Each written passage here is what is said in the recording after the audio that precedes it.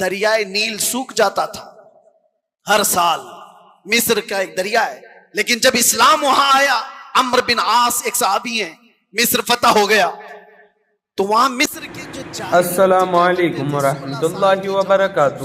امید کرتا ہوں آپ سبھی خیریت سے ہوں گے. آج ہم آپ کو پھر سے سلمان اظہری صاحب کا بیان سنوانے کے لیے حاضر ہیں. چلو آپ اور ہم مل کر سنتے ہیں. اور ہوتا بھی تھا، جب ایک لڑکی کی بلی چڑھائی جاتی تو پانی اوپر آ جاتا تھا، ہر سال کا رواج تھا. لیکن جب اسلام آیا، دریا سوکھنے لگا تو لوگوں نے آ کر کے عمرو بن عاص رضی اللہ عنہ سے کہا، ہمارا تو معمول ہے کہ ہم ایک 16 سال کی جوان لڑکی کو جلوس میں لا کر ذبح کرتے ہیں، تب یہ دریا نیل کا پانی موجیں مارے گا. انہوں نے کہا ہرگز میں تو اس کی اجازت نہیں دے سکتا. کہا تو پھر سارے پیاسے مر جائیں گے، پانی کی شدید قلت ہو جائے گی. عمرو بن عاص نے جانتے ہو خط لکھا کس کو؟ امیر المومنین عمر ابن خطاب رضی اللہ عنہ. نام سنتے ہی رونگٹے کھڑے ہو جاتے ہیں. جی سچ بتاتا ہوں، خط آیا تو آپ نے پڑھ کر کے حالات کا مشاہدہ کیا، پھر کیا کیا جانتے ہو؟ عمر ابن خطاب رضی اللہ تعالیٰ عنہ نے جو حل بتایا وہ بہت الگ ہے. 2 خط لکھے، ایک حضرت عمرو بن عاص کو کہ تم نے جو لوگوں سے کہا وہ بالکل صحیح کہا، اسلام اس کی اجازت نہیں دیتا، کسی کی بلی چڑھانا، کسی کی جان لینا، کسی کا خون بہانا، تم نے جو کیا وہ صحیح ہے. اور حضرت عمر نے کہا ایک اور خط میں لکھ رہا ہوں دریائے نیل کے نام پہ. آج تک آپ نے سنا کوئی دریا کو بھی خط لکھا ہو؟ سنا ہے؟ ہاں اگر سنا ہو تو صرف محمد عربی کے غلاموں نے کیا ہے. بے شک، سبحان اللہ سبحان اللہ. آج کے بیٹھے ہوئے 1400 سال بعد کے کتے محمد عربی صلی اللہ تعالی علیہ وسلم کی شریعت کو نوچ کھانے کی کوشش کرتے ہیں، انہیں پتہ بھی نہیں. یہ اسلام کو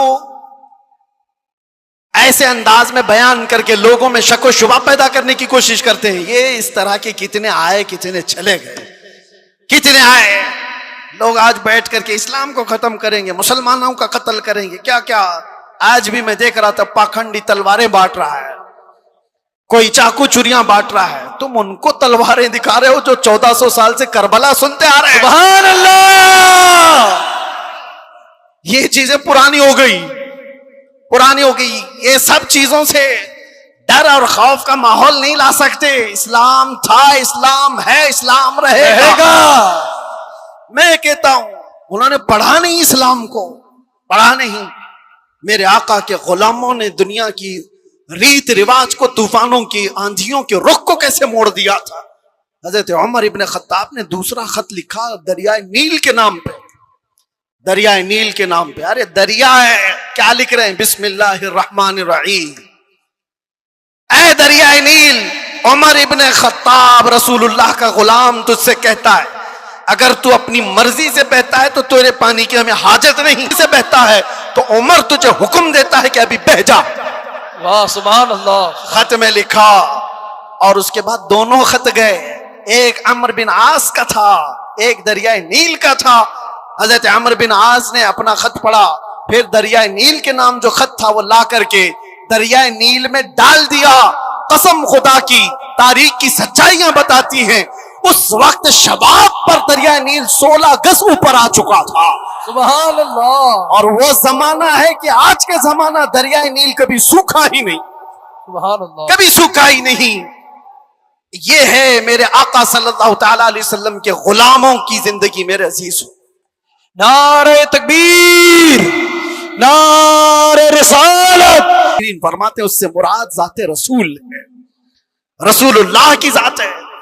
اور میرے آقا صلی اللہ تعالی علیہ وسلم کی ذات کو جس نے تھام لیا اس نے وقت کو پکڑ لیا ہے، وقت کو پکڑ لیا ہے. ہر وقت تمہارا ہے.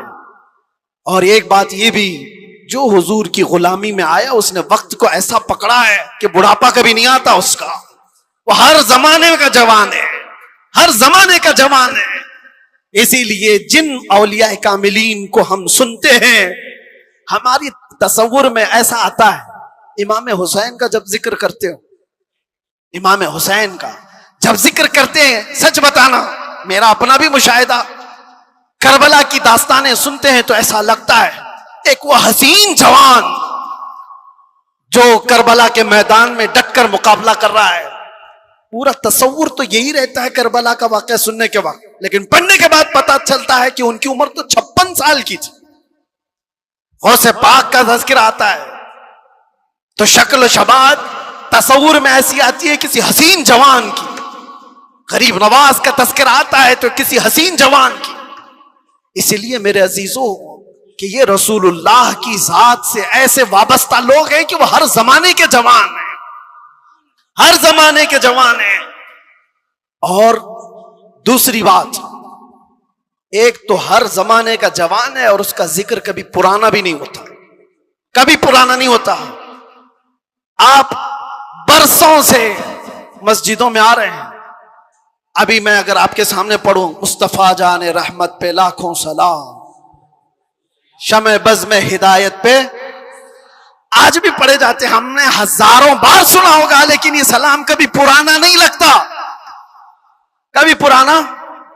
اور میں نے اپنی تقریروں میں کتنی بار اعلیٰ حضرت کے ان اشعار کو تلاوت کے طور پر پڑھا ہوگا.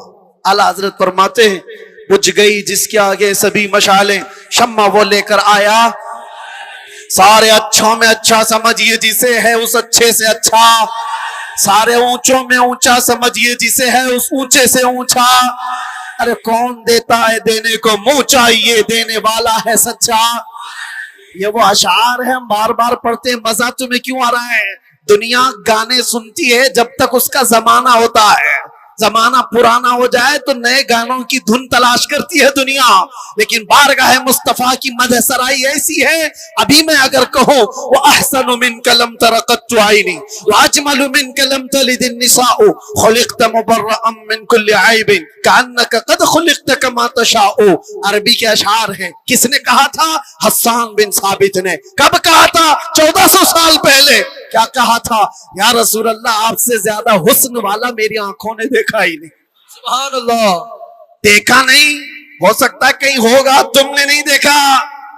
سوال یہ ہے نا, تم نے نہیں دیکھا ہوگا, کہیں اور ہوگا. دوسرے شعر میں حسان بن ثابت نے کہا وَأَجْمَلُ مِنْكَ لَمْ تَلِدِ النِّسَاءُ, ایسا نہیں کہ میں نے نہیں دیکھا, آپ سے زیادہ حسن والا کسی ماں نے جنا ہی نہیں. سبحان اللہ. یہ اشعار پرانے لگتے ہیں, بار بار پڑھے جاتے ہیں. بلغ العلا بکمالہ کشف الدجا بجمالہ حسنت جمیع خصالہ صلوا علیہ. جو مدح سرائی کیا میرے آقا کی, اس نے وقت کی نبض کو پکڑا ہے, وقت کو تھام لیا ہے, اور وقت ہر زمانے کا اس کا ہے, اس کا وقت ہے. اگر کوئی ہم سے آ کر کے پوچھے غریب نواز کا کون سا وقت تھا, ہم کہیں گے نادان 800 سال پہلے نہیں, ابھی ان کا ہی وقت ہے. سبحان اللہ. ہے یا نہیں؟ آج بھی ان کا ہی وقت ہے. کوئی اگر کہے 800 سال پہلے کے تھے, 700 سال پہلے کے تھے, نہیں, وہ راجے مہاراجاؤں کی تاریخ میں کہا جاتا ہے اتنے پہلے کے تھے. غریب نواز تو آج بھی ہیں. اسی لیے کربلا کے واقعے کو سمیٹتے ہوئے ایک شعر جو مشہور ہے فارسی کا, کیا کہا جاتا ہے؟ شاہ است حسین. فارسی آتی ہے؟ نہیں آتی, لیکن شعر یاد ہے. شاہ است حسین کا مطلب کیا ہے؟ فارسی میں سمجھا دیتا ہوں. فارسی میں است اور بود دو لفظ ہیں. است کا مطلب ہے, بود کا مطلب تھا. سمجھ میں آ رہا ہے؟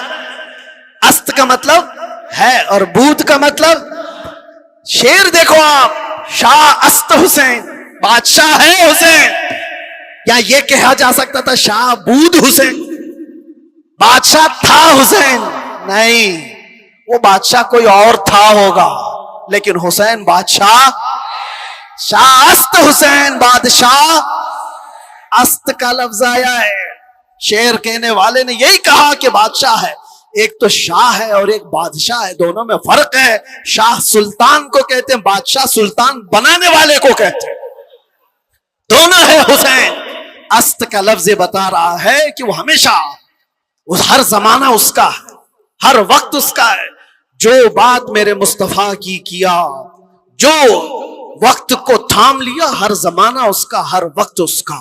اس لیے تم اس نقطے کو سمجھ جاؤ. اور اسی لیے اخیر میں یہ کہوں گا, اعلیٰ حضرت نے جاتے جاتے ہمیں یہ سمجھایا تھا, جو اس نقطے کو سمجھ جائے گا، ایک گارنٹی آپ کو بتاتا ہوں، ایک گارنٹی بہت سارے مسلمانوں کو یہ تو خوف ہونا ہی چاہیے. آج ہم ہیں، اللہ نے ہدایت پر رکھا، موت کا کیا پتا کہ کس حالت میں آئے گی. جائیں گے دنیا سے، ایمان ہوگا، اسلام ہوگا یا نہیں ہوگا کیا پتا. کوئی گارنٹی لے گا کسی کی؟ کوئی نہیں، کسی کی کوئی گارنٹی نہیں. اولیاء اکرام اس بات سے ڈرتے بھی تھے، آخری وقت کیسا آئے گا پتا نہیں. ارے کتنے تو ایسے ہیں بولتے ہیں ہم تو تیاری میں ہیں، جب وقت آئے گا تو کلمہ پڑھ لیں گے نکل جائیں گے. کیا پتا تم ایسی حالت میں گئے کوما میں زبان ہلنے کی بھی طاقت نہیں رہ گئی. کیا پتا اس وقت کیسے حادثات ہو جائیں، مصیبتیں، اور تم تکالیف سے گھبرا کر کے پتہ نہیں انکار کر دو. ایسے چیزیں ہم نے دیکھی ہیں، اس لیے کسی کو پتہ نہیں. لیکن ایک بات ہے، اعلیٰ حضرت فرماتے ہیں ایک گارنٹی ہے، دنیا سے تم جب جاؤ گے تو اسلام کے ساتھ جاؤ گے. وہ چیز میں دے کر کے جاتا ہوں، وہ ہے وقت کو تھام لینا. اعلیٰ حضرت فرماتے ہیں ایک چیز ہے، اگر وہ کرتے رہو گے تو دنیا سے ایمان کے ساتھ ہی جاؤ گے. وہ کیا ہے؟ انہیں جانا، انہیں مانا، انہیں جانا، انہیں مانا. نہ رکھا غیر سے کام، ہوگا کیا؟ للہ الحمد میں دنیا سے مسلمان گیا. کیا ہوگا؟ اللہ کا شکر ہے کہ میں دنیا سے مسلمان جاؤں گا. اگر انہیں جانا، انہیں مانا، اس بات پر تم عمل کر لو، باقی کسی نصیحت کی ضرورت ہی نہیں. تم اپنی زندگی کو ایسی گزارو. میرے عزیزو، کل کی صبح آنے سے پہلے یہ خیال کرو کہ میری صبح ایسی ہو کہ جسے دیکھ کر میرے آقا مسکرائے، میرے آقا کو خوشی ہو. ہر ہفتہ میرے اعمال کی خبر فرشتے میرے آقا کی بارگاہ میں پہنچاتے ہیں. میں اس ہفتے ایسے عمل کروں کہ فرشتے جب میری اعمال کی خبر بارگاہ مصطفیٰ میں پیش کر رہے ہوں تو آقا دیکھ کر کے مسکرائیں کہ میرا غلام خوشیوں کے اعمال کر رہا ہے. ایسا نہ ہو کہ ان راتوں کو تم نے عیاشیوں میں مبتلا کر رکھا اور تم گناہوں کے اڈوں پر دن و رات بسر کرتے رہے ہو. فرشتے جب جا کر بارگاہ مصطفیٰ میں سنا رہے ہو تو یہ خبریں دے رہے ہو کہ فلاں کا بیٹا یا رسول اللہ رات پوری گناہوں کے اڈوں پر گزارا، رات کی تنہائیوں میں وہ لوگوں سے چھپ کر عیاشیاں کر رہا تھا. جب ہماری ان خبروں کو بارگاہ مصطفیٰ میں پہنچایا جا رہا ہوگا تو حضور پر کیا گزرے گی. وہ رسول ہے جو اپنی امت کے تلووں میں کانٹا چبھنا بھی گوارا نہیں کرتے. جب ہمارے سخت ترین برے اعمال پیش ہوں گے تو میرے آقا پر کیا گزرے گی. اس لیے جو اپنے نبی سے محبت کرتا ہے وہ اپنے وقت کو برباد ہونے نہیں دے گا، اپنی زندگی کو اپنے ہاتھوں تباہ و برباد نہیں کرے گا. اسی لیے اٹھو، قوت عشق سے ہر پست کو بالا کر دو، دہر میں نام محمد سے اجالا کر دو. لبیک یا رسول اللہ. چھوٹے چھوٹے سے بچے جن کے بالغ ہونے میں بھی ابھی وقت باقی ہے لیکن وہ بے حیائی کی باتیں کھلے طور پر کرتے، ایسا لگتا ہے کہ وقت سے پہلے بھی جوان ہو چکے. یہ قیامت کی نشانیاں، یہ قیامت کی نشانیاں جو ہمارے گھروں میں آج آ چکی ہیں. اے نوجوانوں، تمہارے پاس وقت بہت کم رہ گیا ہے. اگر تم 20 سال 25 سال کی ہو تو ایسے سورج تیزی سے نکل رہا ہے، تیزی سے ڈوب رہا ہے. تم کو کیا لگتا ہے کہ 6 بجے نکلا شام 7 بجے ڈوب گیا؟ نہیں، ہر دن تمہاری زندگی کی ایک گھڑیوں کو ڈبوتے چلا جا رہا ہے. تمہیں بہت تیزی سے بڑھاپے کی طرف لاتا ہے اور وہ وقت عنقریب آنے والا ہے. عنقریب جب مرض موت بالکل تمہارے سامنے آ کر کھڑا ہے، موت کا فرشتہ جس سے کوئی بھی بچ نہیں سکتا، جھوٹا ہے. اسی لیے نبی پاک صلی اللہ علیہ وسلم نے فرمایا اپنی زندگی کو غنیمت جانو، موت آنے سے پہلے. میں نے ایک حدیث پڑھی حضرت سفیان ثوری رضی اللہ عنہ، ایک چھوٹی سی بچی اپنے باپ کے جنازے کے ساتھ رو کے جا رہی تھی. 8 سال کی بچی تھی.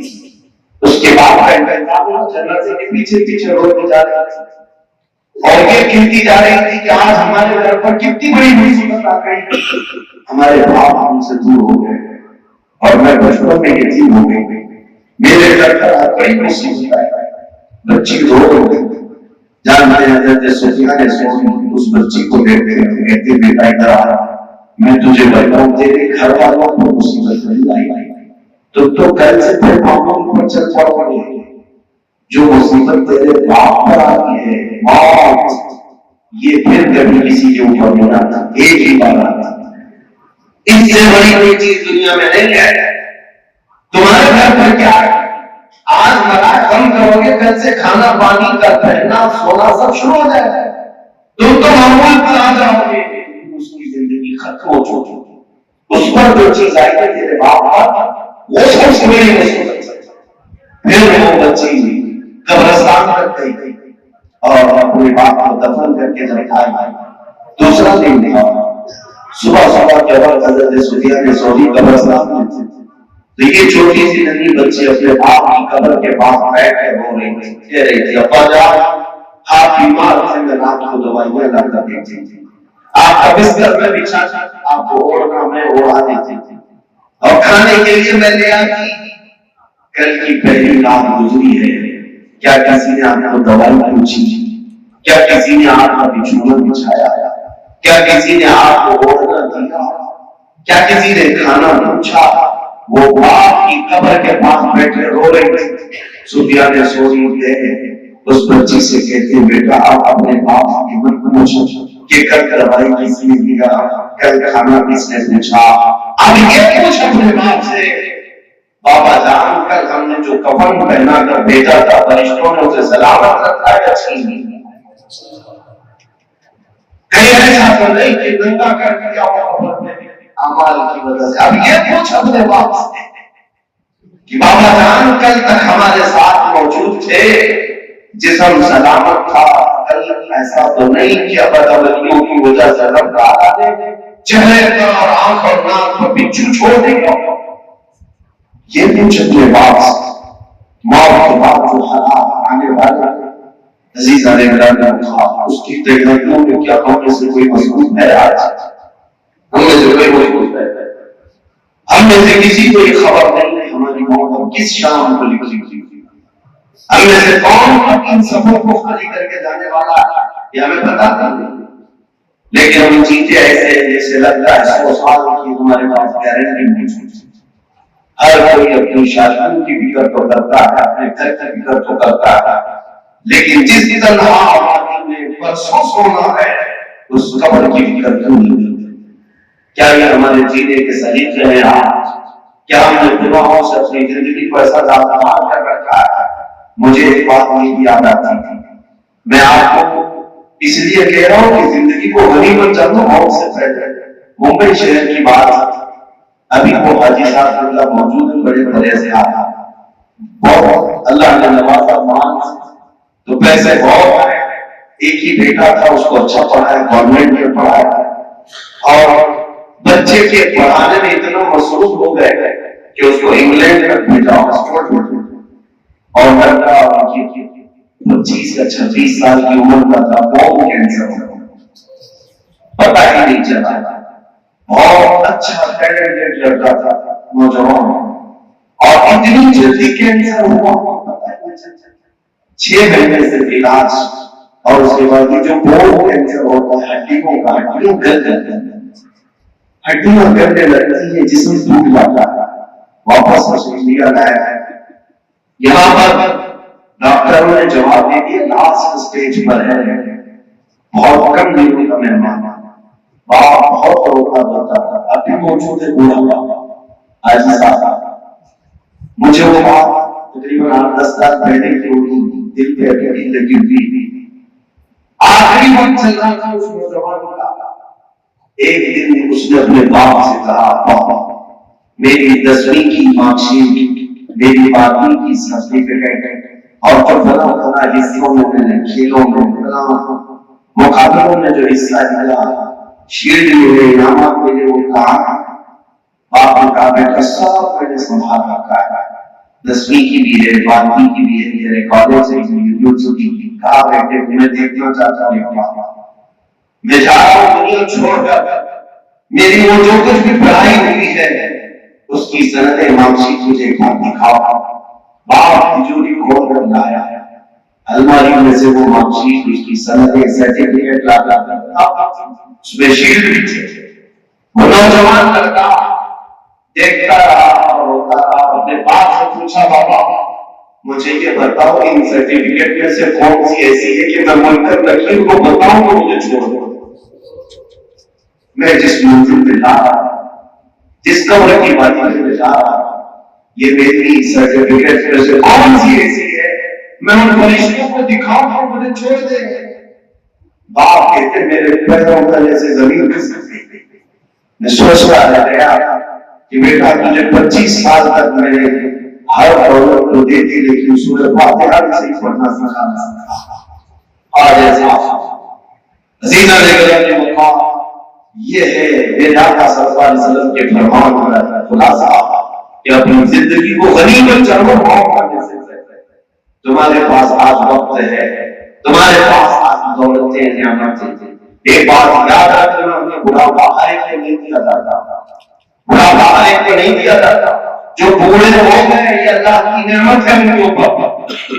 बुढ़ापे में जो मस्जिदों की दरबार है अल्लाह की हजार रहमतें हैं उन पर कि उन्होंने अपनी जवानी के बाद जवानी में जो देखना था देख लिए, लेकिन तौबा करके रब के दरवाजे पर आवाज चुके। और मेरा रब फरमाता है जिसकी दाढ़ी इस्लाम में सफेद हो गई उसको अज़ाब देने में मुझे हया आती है। रब तबारक व तआला फरमाता है मुझे हया आती है उसका अज़ाब कैसे। लेकिन ये कौन कह सकता है कि मैं भी बूढ़ा होगा तुम भी बूढ़े होंगे। इसलिए कि हम जो बहुत से जवानों के जनाजे भी जाते हैं, बहुत सारे जवानों के जनाजे जाते हैं। मेरे अजीजों, कल मैं आपके करीब पड़ोस शहर पर बनी में था, वहां करीब कल रात का हमारा जलसा था। दिन भर मेरे दिल को एक चीज पहुंचाती थी। एक घर में ताज़ियत के लिए गया था, मेरे मरहूम दोस्त और भाई कारी मिलाद का दिन था, जो एक बेहतरीन नाता थे और कादिर कुरान थे। उम्र के शायद 30-35 साल या 35 से 40 साल के पड़ाव थे। और एक सड़क हादसे में अचानक उनका इंतकाल हुआ और उनका जनाजा भी इंडिया नहीं आ सका। मैं घर गया था, 2 साल का छोटा सा बच्चा जिसकी आंखों में एक अजीब सी मासूमियत है और 5 साल की छोटी सी बच्ची। मैंने देख करके हसरत भरी निगाहों से अल्लाह की बारगाह में बोला था कि मौला ये 2 साल की उम्र में ये यतीम को उठाया, ये 5 साल की उम्र में यतीमी का बोझ उठाकर वापस आ रहे हैं। आप बहुत जवानी में चला गया, हमको तो मौला तूने माफ भी किया, बाप भी किया। और उन नौजवानों को देखकर फिर एहसास होता है, नौजवानों आप उन बच्चों को देखो जो अभी 2 साल के करीना अपने बाप की मोहब्बत नहीं देख सके। तुम्हारे घरों में बाप मौजूद है, ठुकरा कर चले जाते हो।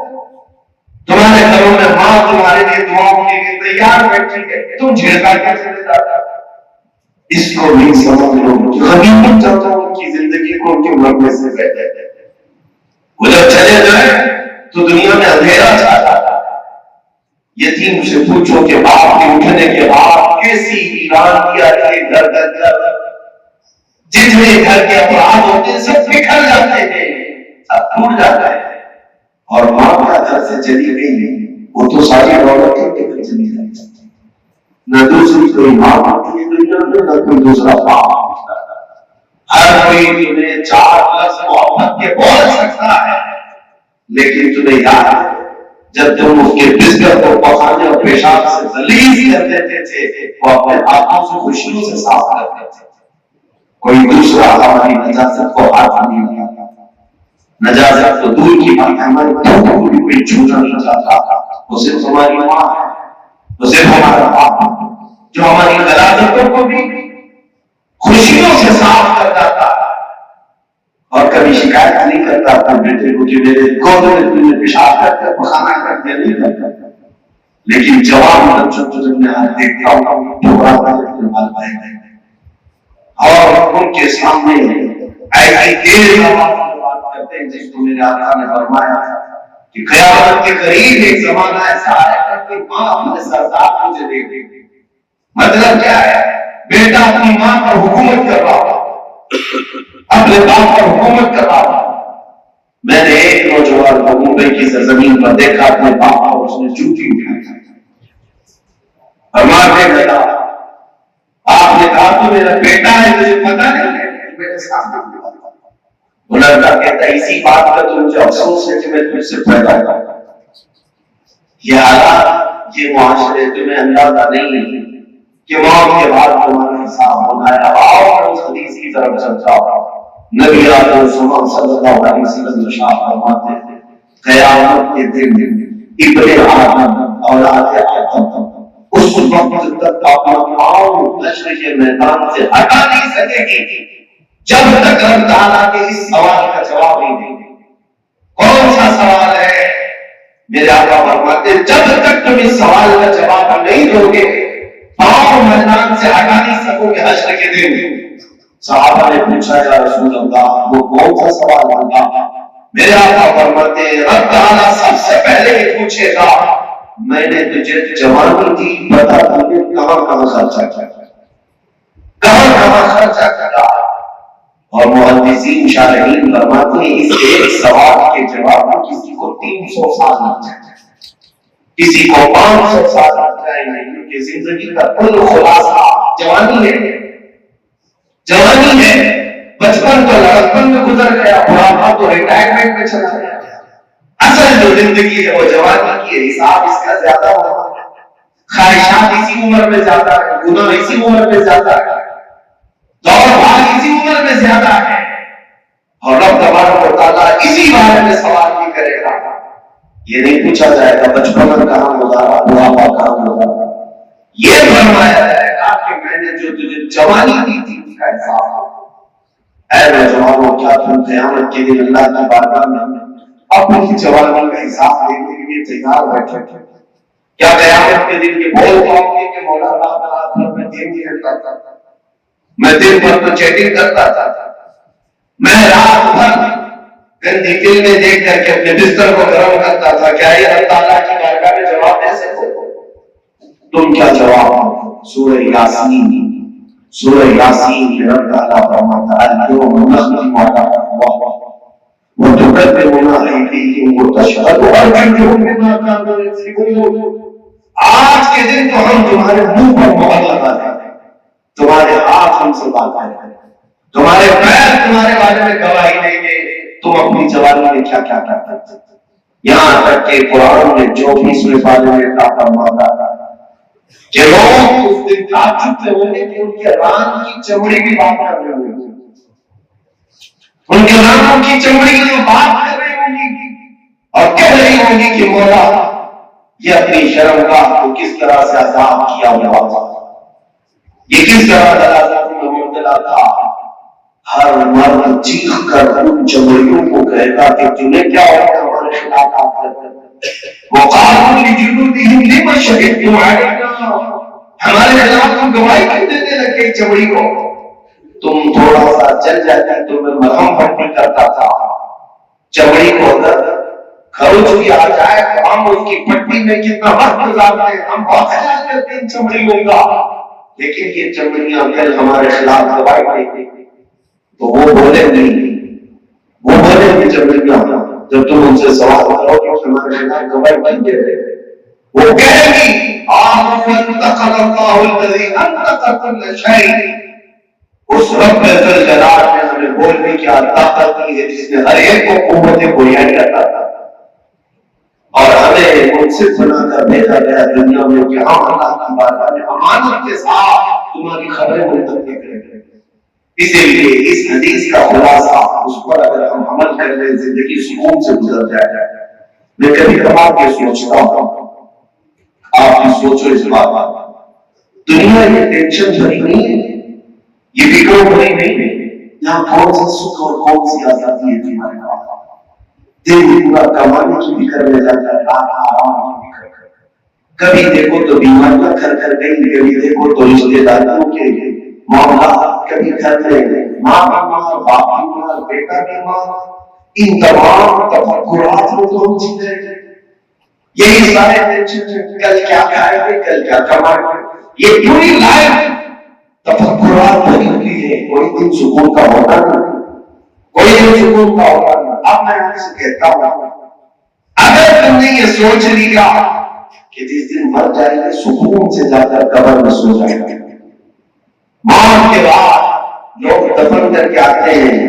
ہو سکتا ہے تمہیں لگتا ہوگا کہ مردہ سکون سے سو گیا, لیکن قبرستان میں ہر کوئی سکون سے نہیں سوتا.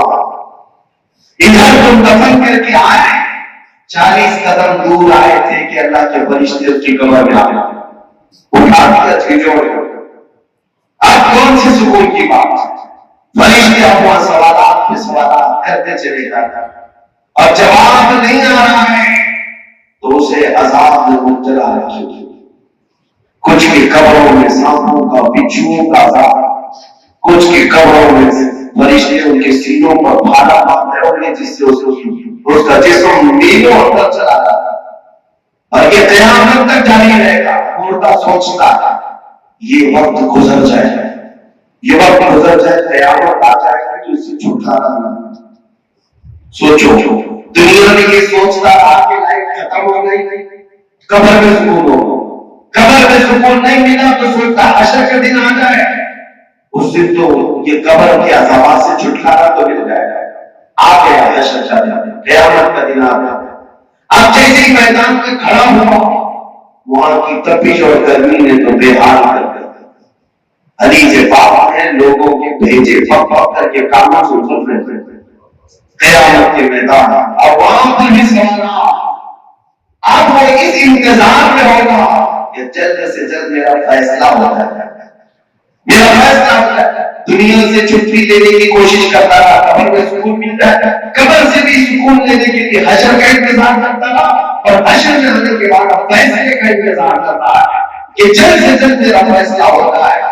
اب اے نوجوانوں, ذرا دل پر ہاتھ رکھ کر کے بتانا, اگر قیامت کا 50,000 سال کے برابر کا ایک دن تمہارے حق میں فیصلہ آ گیا اور تمہیں یہ کہہ دیا گیا فلاں بن فلاں جہنم میں جائے گا, اب کہاں سکون ہوگی, اب کہاں کا انتظار.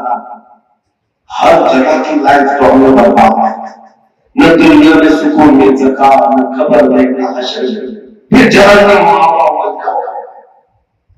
ٹھکانا ہو گیا ہمارا.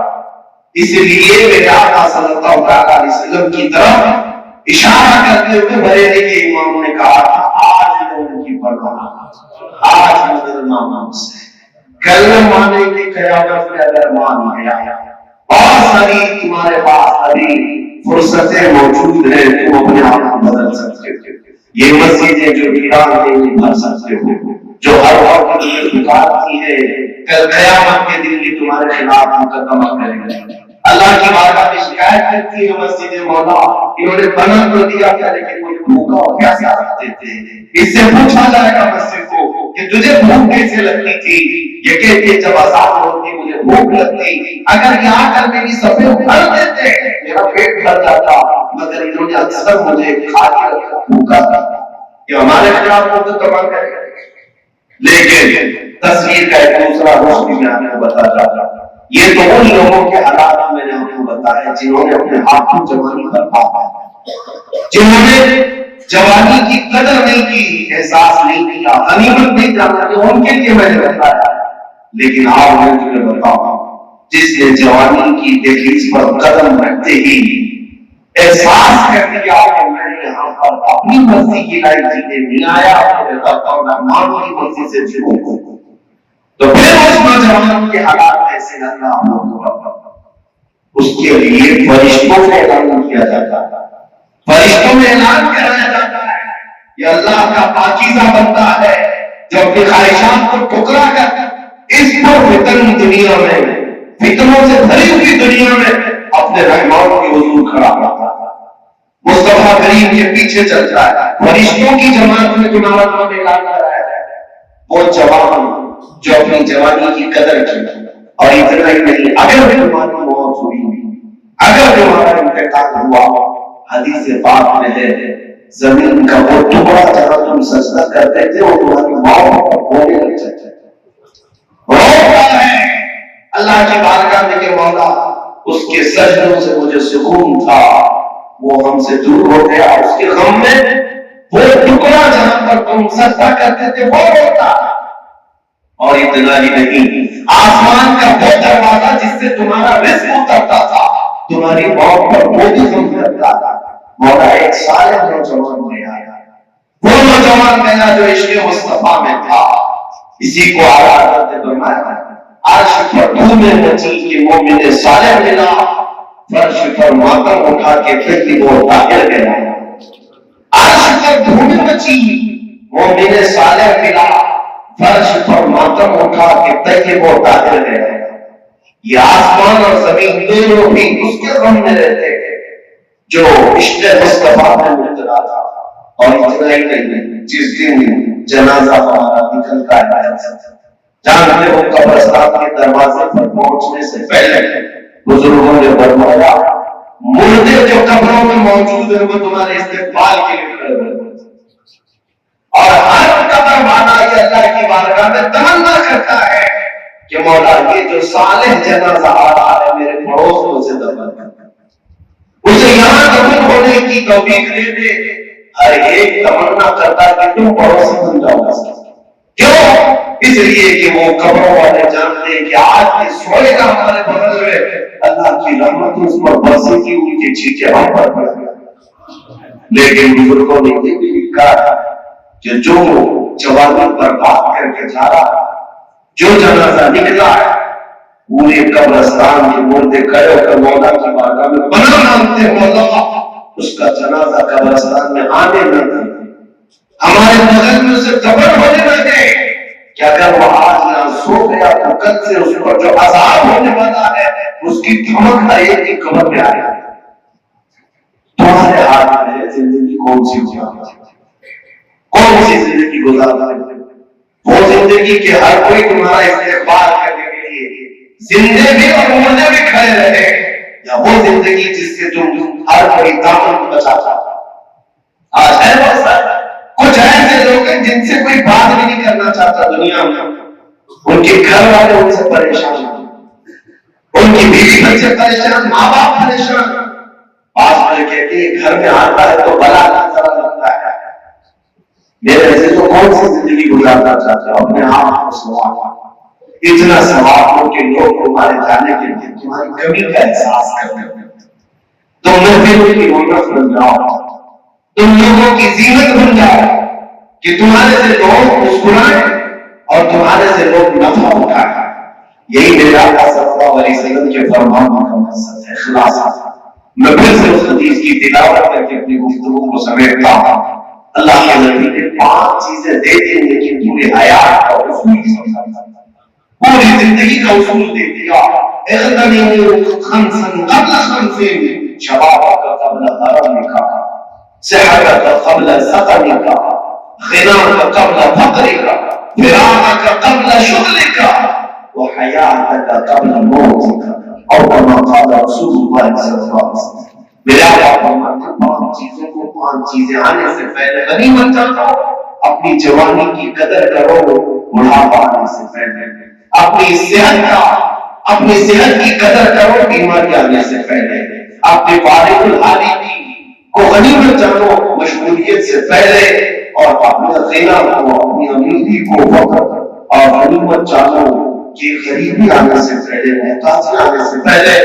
और अपनी हयात को, अपनी जिंदगी को गनीमत जानो, मौत आने से पहले। मैं खुलासतन एक मैसेज ये भी देकर के जाऊंगा, हदीस के हर टुकड़े पर अगर मैं गुफ्तगू करूं तो शायद साल भर के जुमा चले जाए। हदीस मफहूम इतना तवील, लेकिन उन लोगों को एहसास नहीं जिनके पास अल्लाह ने सेहत दी। कभी कभार हो सके बुजुर्गों को एक टीम बनाओ, तुम्हारी तंजीम बनाओ, और सारी तंजीम महीने में एक मरतबा किसी कैंसर हॉस्पिटल का चक्कर लगा जाता था। मैं खुद मुसलमानों को लेकर जाता था हर रबीउल शरीफ। मेरा मकसद ये होता कि मुसलमान मेरे साथ आया। हमने ऐसे बीमारों को देखा जो मौत और हयात के बीच में लड़ रहे हैं, जिनके चेहरे सड़े हुए और और ऐसे हालात में हमने देखा है किसी की जुबान बाहर निकली हुई थी और किसी के गले में इतना बड़ा है कि वो चेहरा छुपा है। कैंसर के मरीज ऐसे ऐसी हालतों में हमने देखे जिनके पेट की अंदरियां कट चुकी हैं, अब वो खाने के रास्ते से टुकड़ों अल्लाह की पनाह। लेकिन जब हम उन मरीजों को देखते हैं तो मेरे अजीजों, इसलिए मैं तुम्हें कह रहा हूं कि जाओ देखो, तुम्हें अपनी सेहत का ख्याल रखना है, तुम्हें शुक्र करने का जज्बा मिलेगा कि मौला मुझे तो तुमने सब सलामत रखा, जुबान भी सलामत, आंख भी सलामत, गला भी सलामत, पेट भी सलामत, और उसके बावजूद मैं इतना घमंड करता हूं कि तेरी इबादत के लिए एक खातून को मैंने ऐसे भी देखा जो सिर्फ इस बात के लिए रो रही थी, इस बात के लिए रो रही थी, कहती कि मौला मैं इतनी दुआ करता हूं कि मेरा सर उठे और सजदा कर सकता, सर नहीं उठा सकती, इतनी बड़ी बॉडी है, शौक बहुत है कि एक सजदा कर तो अल्लाह की बारगाह का, सर नहीं उठा सकता, तकिए से सर उठाओ तो खून बहने लगे, पीठ झुका चुका और एक सजदे की ख्वाहिश है। उस दिन रोना आया, हजारों को अल्लाह ने सेहत बख्शी, ये एक सजदे से भी आभार।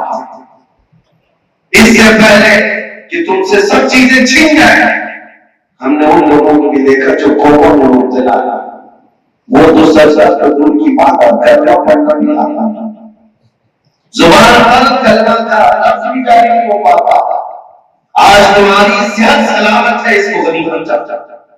कुछ नौजवान गुटखा खा के अपने आप को जो बर्बाद कर चुके हैं। हम ऐसे ही जनाजे में दफन करके आए हैं जिन्होंने 30-35 साल में अपनी जिंदगी के सारे मनाज़िर खत्म कर लिए, सिर्फ इन्हीं चंद ख्वाहिशात की वजह से, इन्हीं ख्वाहिशात की वजह से। एक रमजान में ऐसे जनाजे में हाजिर था जिसका चेहरा पूरा फट गया, गुस्ल देने जैसी भी कैफियत नहीं थी, ऐसे हालात में जनाजा मौजूद था, लेकिन दिल इस बात पर तड़पता था कि जनाजे के सामने उसकी 3 साल की बच्ची रो रही थी। हम ये सोचते कि इन बच्चों का क्या क्या, तुमने अपनी लाइफ को अपने हाथों पर बांट दिया, उनको किसके हाथ में छोड़ जा रहे हैं? उन बच्चों का क्या कसूर है जिनको बचपने में तुमने छत उड़ा दिया, महरूम कर दिया? हम बोलते हैं तो बहुत सारे नौजवानों को लगता है हमारी लाइफ करते एंजॉय करते, तो नादान तेरी अपनी लाइफ नहीं, तेरे साथ हजारों जुड़े हुए हैं, कितने लोगों की जिंदगी तुझसे जुड़ी हुई थी। नौजवान को ये लगता है कि आपको क्या फर्क पड़ता है? फर्क पड़ता है जब तू बाप बन जाए और तेरा बेटा तेरे साथ करने लगे तो पता चलेगा फर्क कितना पड़ता है। तुम्हारी अपनी जिंदगी अकेली नहीं, तुम्हारी जिंदगी के साथ तुम्हारी मां की जिंदगी जुड़ी हुई, तुम्हारे बाप की जिंदगी जुड़ी है, तुम्हारी बीवी की, तुम्हारे बच्चों की, तुम्हारे बहनों की, भाई। तुम्हें दर्द होता है लेकिन पूरे खानदान को भी दर्द होता है, तो अगर सबको बर्दाश्त करके जाते हो तो फिर अंदाजा करो कि कौन सी औलादों में तुम जाना। इसलिए अपनी सेहत का ख्याल रखो, अपनी सेहत को गनीमत समझो, इसको अल्लाह की इबादतों में दिया हुआ। बहरहाल मेरा खुलासा कलाम यही है, अल्लाह करीम ने जो जिंदगी दी है वो अगर इस्तेमाल करना है तो किसमें इस्तेमाल करें? सबसे बेहतरीन मैसेज है मेरे मुर्शिद इकराम जो शरीया और तरीका का फरमाते हैं, और ये फरमा करके चले गए दुनिया से, जिंदगी ये नहीं है किसी की किसी के लिए, जिंदगी है नबी की नबी के लिए, ना समझ मरते हुए जिंदगी के लिए, अरे जीना होता है सब कुछ नबी के लिए। बस इस पर अमल करो इंशाअल्लाह, यहाँ भी शासन में फरमा होगे, खबर में भी पहुंचोगे तो फरिश्तों को कहा जाएगा कि आराम से इसे सोने दो, बड़ा थक करके आया है। इसलिए कि मेरे मुर्शिद ये भी कहते गए, मैं मरूं तो मैं रहा, ये मलाइका से कहना, इसे कोई मत जगाना, अभी आंख लग गई है, फरिश्ते कब्र में तुम्हें आराम से सोने का क्या कर जाएंगे? हदीस में है नम खनौ के अबू, ऐसा सोचा जैसे ढूंढा तुम्हें ये कह दिया जाएगा इसके मुस्तफा की बरकत से, और क़यामत के दिन का हाल ये है तुम्हें ढूंढ ढूंढ करके बुलाया जाएगा, पूछा जाएगा फला बिन फला कहां है जो मेरे मुस्तफा का आशिक था, उसके लिए जन्नत का हर दरवाजा पुकार कर कहेगा मुझ में से दाखिल हो जा, मुझ में से दाखिल हो जा। अल्लाह करीम हमें वो जिंदगी अता फरमाए जो मुस्तफा करीम के कदमों में कुर्बान हो जाए। वाखिर दावाना अल्हम्दुलिल्लाह रब्बिल आलमीन। उम्मीद करता हूँ आपको ये बयान बहुत पसंद आया होगा। ऐसे ही बयान सुनने के लिए हमारे चैनल को लाइक और सब्सक्राइब करें और बेल आइकन भी दबा दें। मिलते हैं अगली वीडियो में।